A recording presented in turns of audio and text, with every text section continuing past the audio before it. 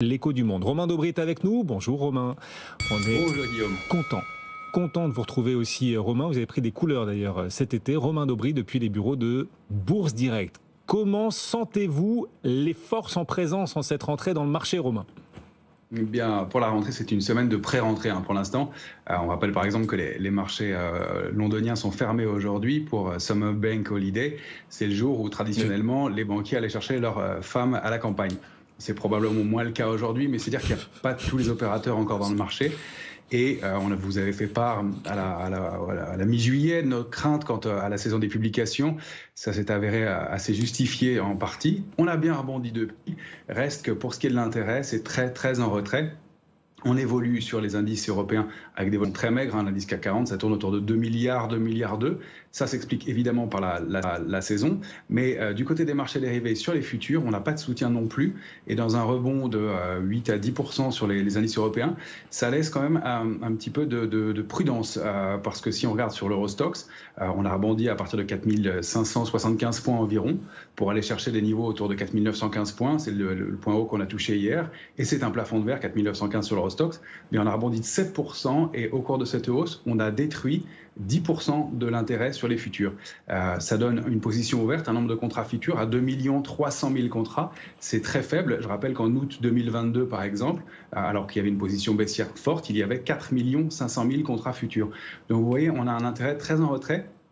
Ça n'est jamais un signe de baisse en soi, mais ça veut dire qu'on a construit ce rebond en Europe, en tout cas, c'est un peu différent pour les marchés américains, avec peu d'intérêt, peu d'opérateurs, probablement une absence de pression baissière ou des rates dans ce marché. Et donc, on a la possibilité d'aller revisiter cette structure qui n'a pas été construite avec des hausses très fortes. Si on regarde les valeurs d'ailleurs, les structures de retournement haussière avec de Bourbon sur les valeurs du luxe, par exemple, ne sont pas des grosses figures de retournement, ce sont plutôt des hausses en ligne droite, et ça appelle probablement à des consolidation. Par ailleurs, le ratio de couverture dans les portefeuilles, l'état d'esprit des investisseurs qui était très prudent, est devenu optimiste et même très optimiste sur l'Eurostoxx. Donc, attention dans ce contexte-là à des déceptions et à un regain de volatilité. Globalement, on reste très constructif sur l'année. Maintenant, à court terme, vous l'avez compris, on est un peu plus prudent. Quels sont du coup les prochains seuils techniques à ne pas rater sur le CAC 40 ? Alors sur le CAC 40, on a réintégré la zone clé qui est la zone post-dissolution, si je puis dire, où on attendait les législatives. Donc c'est pas mal parce qu'on a neutralisé en partie en tout cas le mouvement de baisse. On est au-delà d'un niveau majeur, c'est 7556 points sur le contrat futur septembre.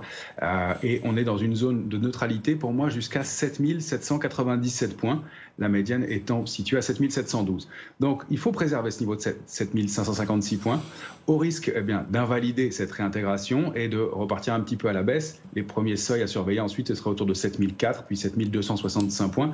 Tant qu'on est au-delà, c'est pas trop grave, mais ce serait un risque.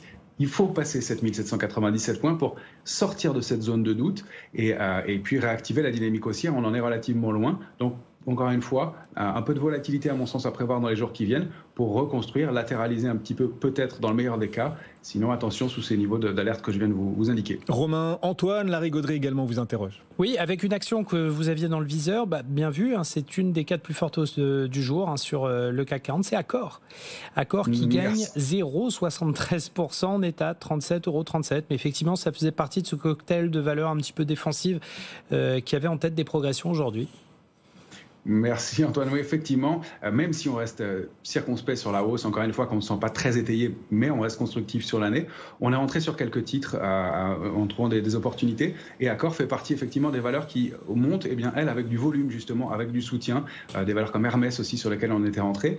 Accor, elle a été retestée et c'était un bon point d'entrée, le niveau de 33,58. Elle est passée un petit peu en dessous ponctuellement, mais c'est un gros support. Il faut dire que Accor, elle avait sous-performé nettement l'indice pendant longtemps. Elle avait subi fortement évidemment la crise Covid et depuis 2020, elle était bloquée sous ce niveau-là, qu'elle avait fini par déborder en janvier dernier et qu'elle est revenue tester. Donc on est rentré sur ce niveau-là.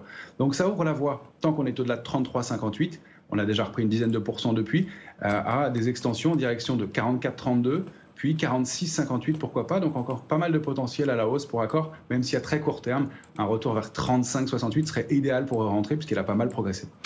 Merci beaucoup. Romain Daubry avec nous. On vous retrouvera à la clôture des marchés tout à l'heure à 17h35. Romain depuis les bureaux de Bourse.